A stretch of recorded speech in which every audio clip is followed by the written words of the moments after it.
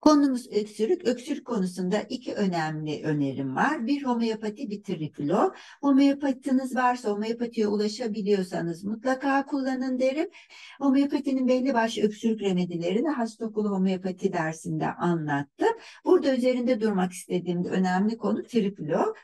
Bu aleti ülkemizde Rüya Hacer Hoca, Instagram'da Hacer Rüya diye hesabı var. Kullanıma kazandırdı.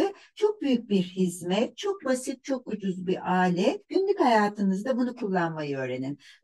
Acar Rüya hesabından öğrenebilirsiniz. Öğrenin, mutlaka kullanın. Hasta olmanızı engeller, hasta olduğunuzda iyileşmenizde çok büyük katkısı oluyor. Çünkü bunu kullandığınızda akciğer yüzeyiniz genişliyor. Akciğer yüzeyiniz genişleyince kanın oksijenlenmesi artıyor. Kanın oksijenlenmesi artınca da daha sağlıklı ve daha oksijenli, daha canlı oluyoruz. Mutlaka bunu kullanın.